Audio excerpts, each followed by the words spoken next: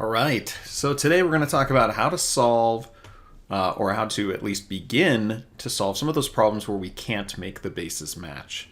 And for those, we will need things called logarithms. Okay, so what is a logarithm? Well, logarithms are usually like a table of values that you would have to look up in the back of a book. There are things that are painstaking to calculate by hand. If you'd like to know how to calculate them by hand, feel free to look that up. It's pretty ugly. Takes a long time. But we now have, of course, calculators that can do some of those things for us. Okay. So logarithms, though, when we want to use logarithms is when we want to solve for an unknown or variable exponent. So for instance, if I'm trying to figure out 5 to what power equals 10, right? Obviously 5 to the first power would be 5. 5 to the second power is 25, so we've jumped over 10. My answer needs to be some sort of decimal value between 1 and 2, right, to equal exactly 10. And with logarithms, we can find an expression that will represent that exact value. Okay, what is a logarithm? So here's how logarithms are defined. For positive values of y and b, so these have to remain positive, and b, which is the base here, cannot equal 1. So it has to be positive, and the base cannot be 1. Here's an expression in what's called exponential form. b, our base, to the x power is equal to y. Okay, so b is for base. That same equation can be written in what's called logarithmic form. So these two are two versions of the same equation. One is written in exponential form, which we recognize, and one is called logarithmic form, which is new to us. And one of the things we're going to do today is transform our equations from one form to the other. Okay, so here's how we would transform them. The base of our exponent is the base of our logarithm, and this is log, like log, but all lowercase. So logarithm.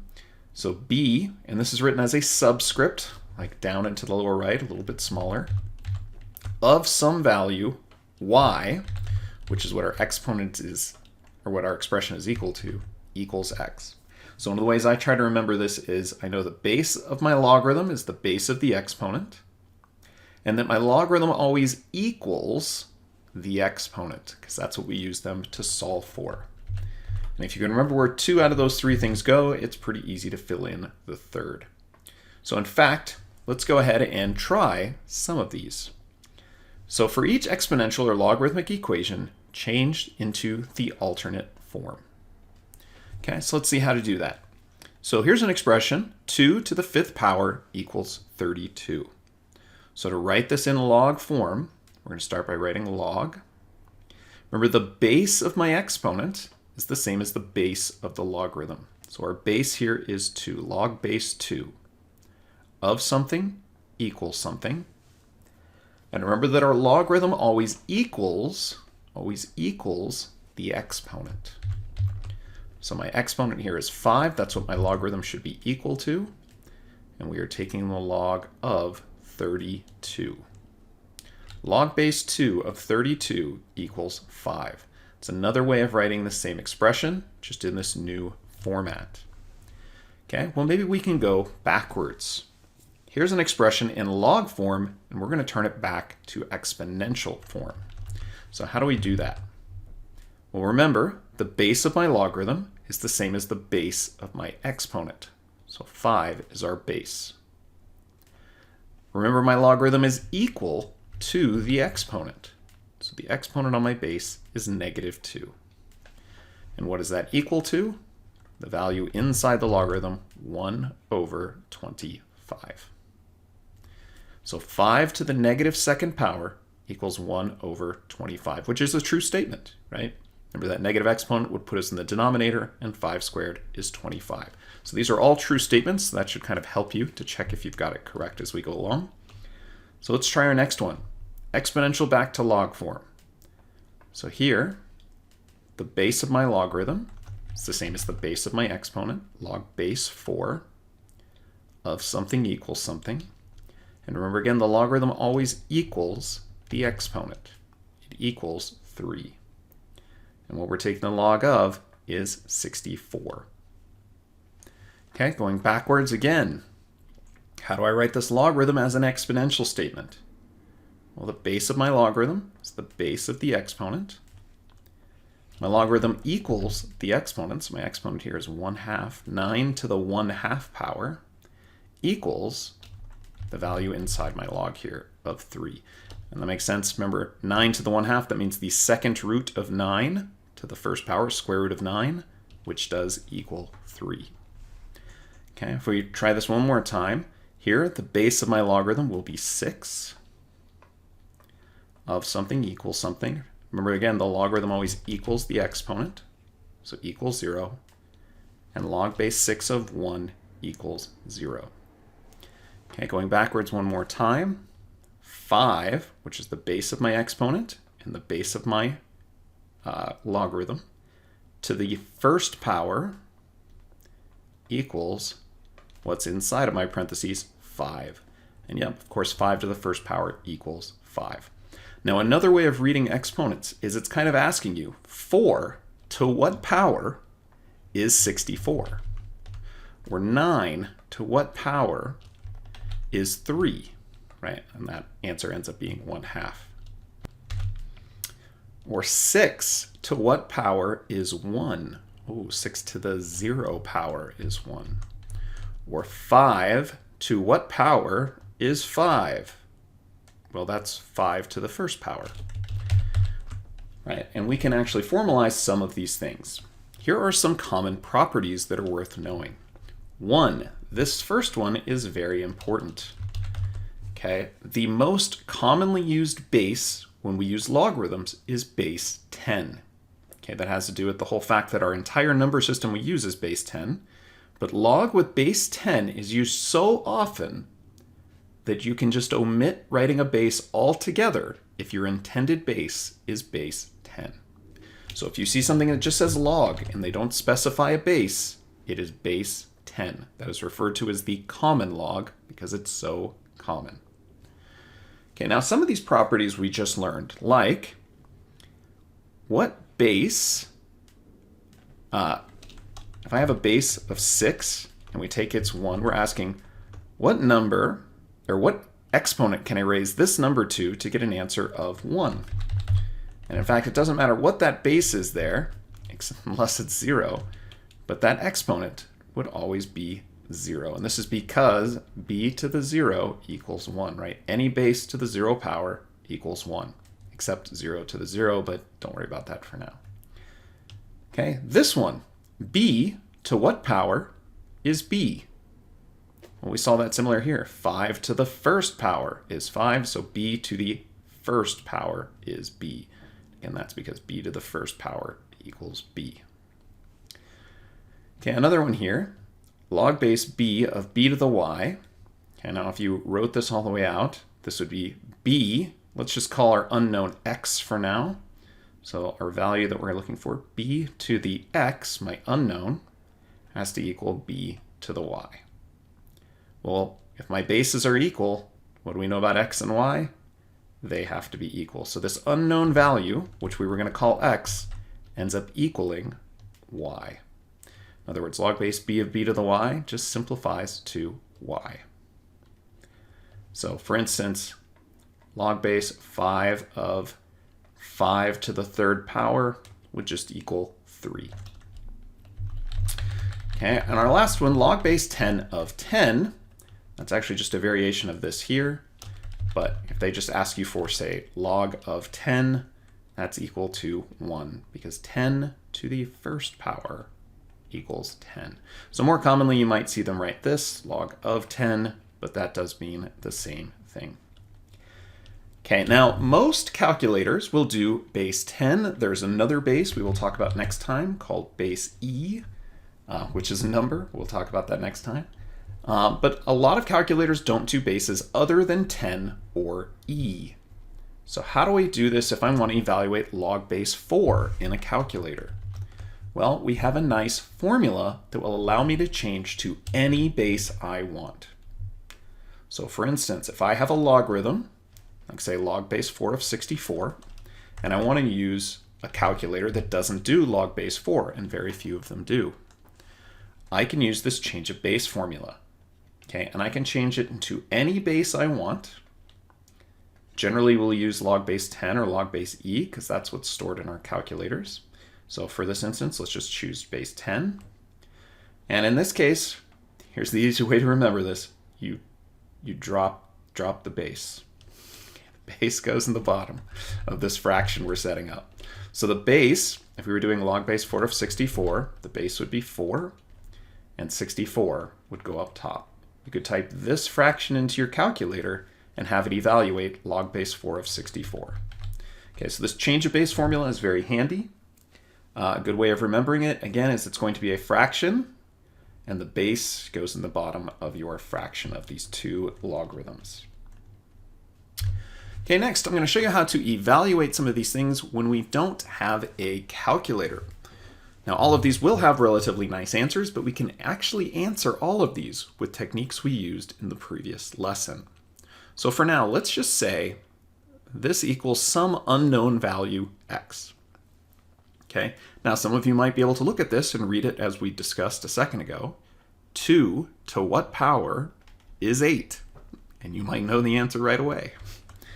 And that is one way of reading these. Now, sometimes they'll be more obvious, like this question. Sometimes they'll be less obvious. So here's a good technique that you can always use, even though sometimes you might be able to answer these a little faster. So we're going to change this now from log form to exponential form. And remember, the base of my logarithm is the base of my exponent. And my logarithm always equals the exponent. So 2 to the x equals 8. This is the exponential equation. And note that this time we can rewrite 8 as 2 to the third power. We can use that technique of getting that one matching base on each side. And now that I have these bases being equal, I know that my exponents have to be equal. And therefore the value of this log without a calculator is 3. Now again, could you have just looked at this and said 2 to what power is 8 and known that's 2 cubed? Yep, and 3 is the answer. That's a very fast way of getting that question. Number 8, 5 to what power is 1 over 25? Now some of you might have a good idea with that. I think we actually did this one earlier. But let's go ahead and again say it equals x and write it in exponential form. My base is 5 to the x power equals 1 over 25. Now, as you remember in the previous lesson, if I want to bring this 25 out of the top, we would use a negative exponent. And then hopefully I can see we can rewrite 25 as 5 squared to that negative first power. So now 5 to the x equals, remember power raised to a power, we multiply, 5 to the negative second. And now that my bases match, my exponents must also be equal.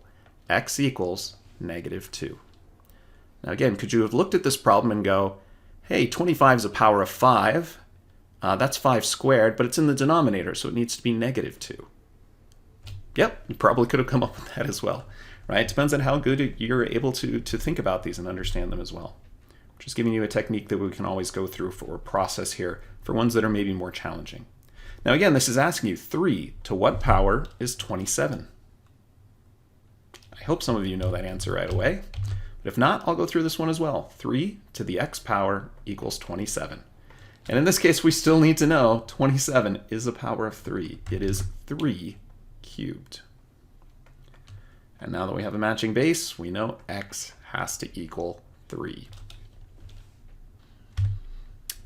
Okay, might be able to figure out number 10. 2 to what power would give you 1/16? Well, again, if you're not sure, we can set this equal to x. 2 to the x power equals 1/16. Bring 16 out of the denominator with a negative exponent. Rewrite 16 as 2 to the 4th power. Power raised to a power, we multiply our exponents. 2 to the negative 4th equals 2 to the x. And now that my bases are equal, x has to equal -4. These last two might be a good honors challenge question here. 16 to what power is 4? So maybe you could think about that without going through the steps and solving it. Let's go ahead and go through our steps here anyway. 16 to the x power equals 4. 16 is a power of 4. That's 4 squared. Now remember that 4, we can give it its own exponent. It's really 4 to the first power, which will help us in a second. Power raised to a power, we multiply. So 4 to the 2x equals 4 to the first power. And now that my bases are equal, we can set our exponents equal. 2x equals 1, or x equals 1/2. 16 to the 1/2 power, which means the square root of 16 is 4. Okay, very similar-ish problem. 81 to what power is 3? Well, again, if we set this up, 81 to the x power equals 3. 81 ends up being 3 to the 4th power. And again, we'll give 3 an exponent of 1. Power raised to a power, we multiply. Now that my bases match, 4x has to equal 1. So x equals 1/4. The 4th root of 81 is equal to 3. Okay, here's 3 at the top for you to try out. See if you can come up with these now after we've done those examples. So pause the video, give those 3 a try, and then unpause in a couple seconds. All right, there's the answers for the previous 3. 3/2, 5/3, and 0. All right, let's try 16 and 17. Estimate without a calculator. Then using the change of base formula and a calculator, find our answer to the nearest thousandth. Okay, so remember, if we're trying to figure out this guy's value, let's write it in as an exponential. Maybe this will make more sense to us. 2 to what power equals 10? Well, let's see. What are some powers of 2 we know? 2 to the first is 2. 2 squared is 4. 2 to the third is 8. Okay, so we're a little below 10 here. But 2 to the 4th is 16. So 10 is between these two values, 8 and 16, which means the exponent we're looking for is somewhere between 3 and 4. Some value between 3 and 4. Now, I can play with a calculator a little bit and try to guess. I know, just thinking about these two numbers, it's a little closer to 10. So I would guess maybe 2.3-ish. As a guess, right? Oh, sorry, 3.3-ish, not 2.3-ish. Apologies. Right, but somewhere between 3 and 4, maybe a little closer to 3, right? We're a little bit closer to 8 than we are 16 when we're at 10. Okay, so there's my guess. Now, with our change of base, so before we go to our calculator, let's use that change of base formula. Which remember, back here, it's the change of base formula. That we can create any base we want if we set up this fraction of logarithms, where we put the base value in the bottom, remember drop the base, and the value inside of our parentheses up top. So let's do that here. To find this value, we're going to do log base 10, because that's going to be pretty common to most calculators, on both the top and bottom. And remember, we drop the base, so the base of 2 goes in the bottom, and our value inside the parentheses 10 goes up top. So let's pull up a calculator. Okay, so here's Desmos Scientific Calculator. You can actually just type in log parentheses divided by log of 2. Notice I'm not specifying a base. The calculator will be using base 10 for me, and there is my value. We said pretty close to maybe 3.3. By the way, that was completely educated guess. I did not remember the answer to this problem. And it's about 3.322. Let's go maybe to the nearest hundredth. 3.222. It's approximately 3.222. All right, pretty close. Pretty good estimate overall. Let's try number 17.